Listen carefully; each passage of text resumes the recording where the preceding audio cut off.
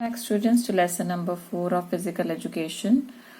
आज हम बात करेंगे चाइल्ड विद स्पेशल नीड्स की और उसके बारे में हमारा पहला टॉपिक रहेगा अडेप्टेड फिजिकल एजुकेशन क्या होता है। अगर बात की जाए तो हमारा डायरेक्ट लिंक रहता है कि रूपांतरित शारीरिक शिक्षा की क्या अवधारणा है, यानी जो हमारा पहला टॉपिक रहेगा वो था concept of adapted physical education. वो बच्चे जिनमें अनेक प्रकार की अयोग्यताएं या असमर्थताएं होती हैं, जैसे मानसिक दुर्बलता, बहरापन, स्पीच या भाषा की क्षति, अंधापन, अस्थियों की क्षति, भाषण अक्षमता, मानसिक आघात या चोट, इन जैसी प्रॉब्लम्स के साथ जब बच्चा काम करता है तो उसको किस तरह की शिक्षा दी जानी है, उसको किस तरह का बैकग्राउंड मिलना चाहिए, उसके बारे में आज हम बात करेंगे। वह शिक्षा की प्रक्रिया के द्वारा एक प्राजातनिक समाज में अपनी योग्यता को विकसित करने का अधिकार रखते हैं, और लेकिन प्राय ये भी देखा जाता है कि उनके सामने बहुत सीमित अवसर होता है जिससे वो अपने आप को प्रूव कर सकें। इसलिए सभी विद्यालयों का ये महत्वपूर्ण कर्तव्य भी बनता है कि उनके लिए ऐसे अवसर प्रदान करें जिनमें उनका विकास भली भांति हो सके। आगे बात करते हैं what is the definition of adapted physical education, या क्या परिभाषा है रूपांतरित शारीरिक शिक्षा की, और उसके बाद बात करेंगे AIIMS and objectives of adapted physical education. अगर डेफिनेशन की बात की जाए तो इसे इस तरह परिभाषित किया जा सकता है कि विकास संबंधी गतिविधियां खेलों, लयों, रुचियों के अनुकूल ऐसे विद्यार्थियों की क्षमताओं व सीमाओं के अनुसार एक विविध कार्यक्रम जो सामान्य शारीरिक शिक्षा के कार्यक्रम से अप्रबंधित भागीदारी में सुरक्षित रूप से या सफलतापूर्वक भाग नहीं ले सकते हैं, उनके लिए करवाया जाता है। उन्हें कहते हैं हम अडेप्टिव फिजिकल एजुकेशन। रूपांतरित शारीरिक शिक्षा जो है ऐसे बच्चों के लिए है जो असमर्थ होते हैं, सुरक्षित, व्यक्तिगत रूप से संतुष्टिदायक और शारीरिक क्रियाओं से संबंधित सफल अनुभवों को प्रदान करना चाहते हैं। तो प्राइमरी ऑब्जेक्टिव या प्राइमरी इसका लक्ष्य है हमारे लिए नंबर 1 मेडिकल चेकअप। रूपांतरित शारीरिक शिक्षा कार्यक्रम को सफल बनाने के लिए छात्रों को शारीरिक प्रशिक्षण करवाना चाहिए, और बिना स्वास्थ्य प्रशिक्षण के कोई नहीं जानता कि विद्यार्थी किस परेशानी में जूझ रहा होता है। नंबर 2 पॉइंट आता है कार्यक्रम छात्र की रुचि के ऊपर भी निर्भर करता है। रूपांतरित शारीरिक शिक्षा अध्यापक को ये देखना चाहिए कि योग्यता बच्चे की और उसकी रुचि के अनुसार ही हम उसे कोई कार्य दे सकते हैं। उन्हें छात्र की आवश्यकता का भी ज्ञान होना बहुत आवश्यक है, ऐसे ही कोई कार्यक्रम हम बच्चों को नहीं दे सकते हैं, स्पेशल बच्चे हमारे। नंबर 3 आता है विशेष वातावरण प्रदान किया जाना चाहिए। विशेष छात्रों के लिए विशेष रूप से एक आत्म केंद्रित प्रोग्राम होना चाहिए, और इसे हम विशिष्ट खेल क्षेत्र प्रदान करने के योग्य में भी लगा सकते हैं, क्योंकि उन्हें आराम करना होता है, कुछ समय खेलना होता है, कुछ समय काम करना होता है, तो उनके लिए थोड़ा सा हम स्पेसिफिक मूवमेंट दे सकते हैं, स्पेसिफिक एनवायरनमेंट दे सकते हैं जिससे वो अपने आप को थोड़ा और इजी फील कर सकें। नंबर 4 आता है छात्रों की आवश्यकता के अनुसार नियमों में बदलाव होना चाहिए। That means rule should be modified. थोड़े रूल्स हम चेंज कर सकते हैं, चेंजेस ला सकते हैं रूल्स के अंदर।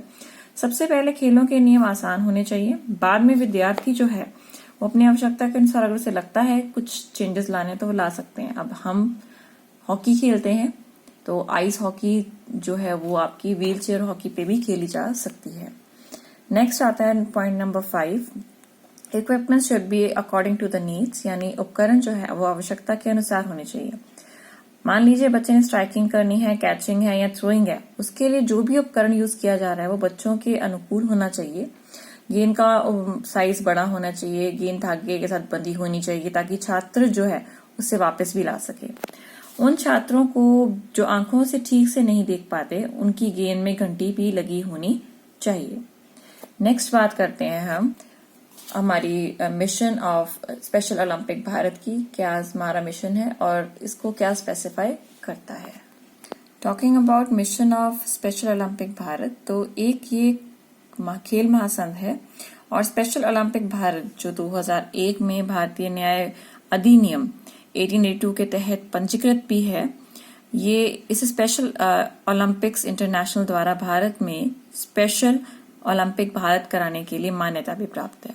बौद्धिक रूप से दिव्यांग लोगों के लिए खेलों को प्रोत्साहन देने हेतु भारत सरकार द्वारा इस प्राथमिकता श्रेणी में राष्ट्रीय खेल महासंघ के रूप में मान्यता भी दी गई है। और विशेषकर जो भारत के ग्रामीण क्षेत्र हैं वहां पे इन दिव्यांग बच्चों के लिए 75% तक 75% तक जो है सीट्स को रिजर्व भी रखा गया है। सोशल ओलंपिक जो भारत है, अगर उसके मिशन की बात की जाए और फिलॉसफी की बात की जाए, यानी जो उसकी धारणा है उसकी बात की जाए, तो मानसिक तौर पर दिव्यांग लोग भी उचित मदद व प्रोत्साहन से खेलों में भाग ले सकते हैं और उसका आनंद भी ले सकते हैं। इसकी पहली फिलॉसफी का पॉइंट ये आता है। नंबर 2, निरंतर प्रशिक्षण से उन्हें अपने खेल कौशल को विकसित करने, बराबर क्षमता वाले लोगों से प्रतिस्पर्धा करने और उन्हें अपनी प्रकृति के आकलन करने में भी मदद मिलती है। इसके अलावा जो लोग खेल से मानसिक तौर से दिव्यांग होते हैं वो शारीरिक, मानसिक, सामाजिक और अत्यधिक रूप में मजबूती बना सकते हैं इस प्लेटफॉर्म के द्वारा। अब हम बात करते हैं नेक्स्ट, क्या हिस्ट्री है स्पेशल भारत ओलंपिक्स की। स्पेशल ओलंपिक इंटरनेशनल की शुरुआत संयुक्त राज्य अमेरिका के पूर्व राष्ट्रपति जॉन एफ कैनेडी की बहन यूनिस कैनेडी श्रावर द्वारा की गई थी।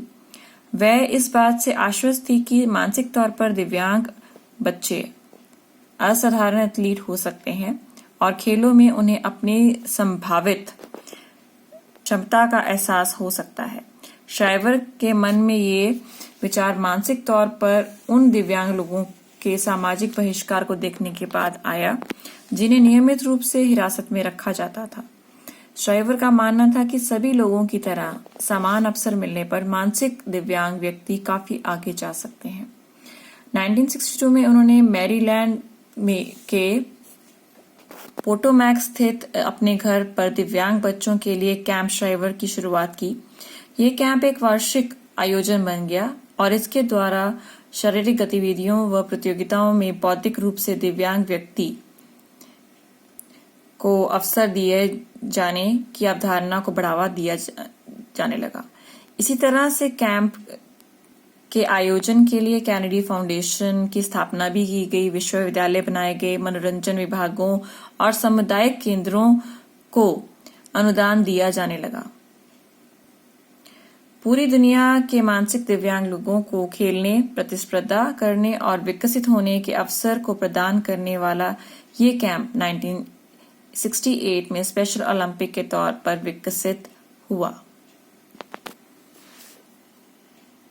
अब हम बात करेंगे एकीएस डे के बारे में। व्हाट इज एकीएस डे? 11 अगस्त 2009 को श्रीमती श्राइवर का निधन हो गया।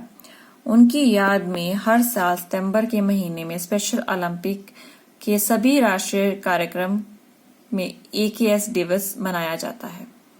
साथ रहने के लिए, साथ मिलकर खेलने की थीम उनकी ही शिक्षा से मिली है, जिसके अनुसार खेल के मैदान में हमें आपसी मतभेद को भूल जाना चाहिए, आपसी मतभेद भुलाकर हमें खेल को खेलना चाहिए।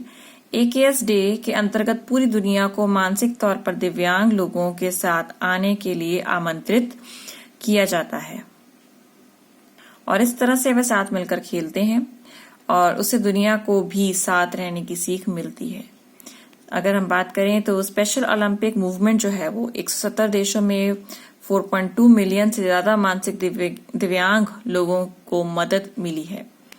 नेक्स्ट बात करते हैं पैरालंपिक मूवमेंट की, जो कि हम पहले भी बात कर चुके हैं ओलंपिक्स में कि व्हाट आर पैरालंपिक्स। तो the word Paralympic is derive from the Greek word para, means जो कि बिल्कुल पैरेलल चलता है, बगल में या किनारे में, और ओलंपिक शब्द के मिलने से हुई है। इसका अर्थ है कि पैरालंपिक्स ओलंपिक्स के समांतर खेल है और दिखता है और वह कैसे भी दो अभियान एक साथ चल सकते हैं।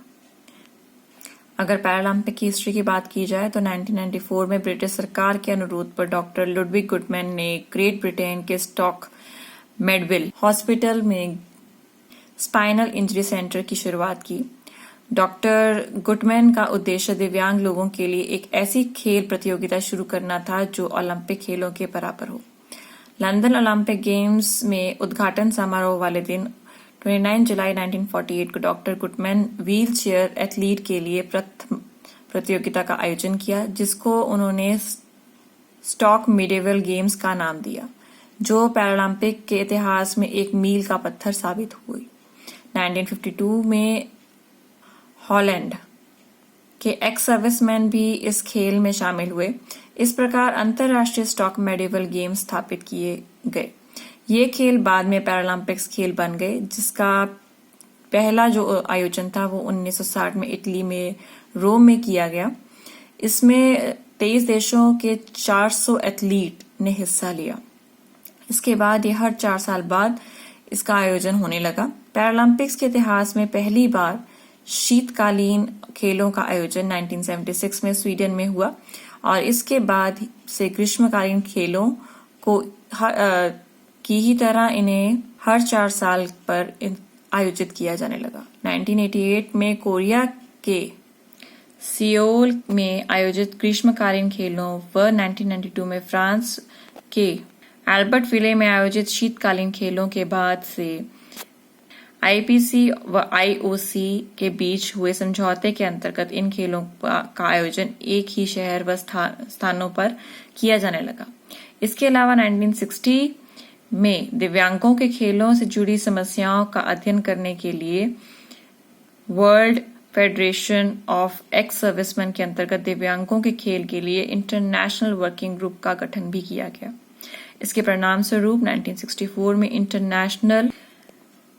International organisation of sports for the disable IOSD ने उन एथलीट्स को अवसर प्रदान किया जो इंटरनेशनल स्टॉक मेडीविले गेम्स से संबंधित नहीं थे, जैसे कि नेत्रहीन, एम्प्यूटेड, सेरेब्रल पॉलिसी व जो पैरालिसिस के अटैक से ग्रस्त थे। शुरुआत में सिर्फ 16 देशों ने IOCD से अपने आप को जुड़ना पसंद किया और टोरंटो के 1976 पैरालंपिक्स में ब्लाइंड व एम्प्यूटी एथलीट्स व 1980 में ऑर्नरहैम खेलों में सेरेब्रल पॉलिसी के ग्रस्त एथलीट्स को शामिल करने के लिए संगठन ने बहुत मेहनत की। अतः 22 सितंबर 1989 को पैरालंपिक्स मूवमेंट के शासकीय निकाय के तौर पर जर्मनी के डेसलडॉर्फ में अंतर्राष्ट्रीय अलाभकारी संगठन के रूप में अंतर्राष्ट्रीय पैरालंपिक समिति की स्थापना की गई।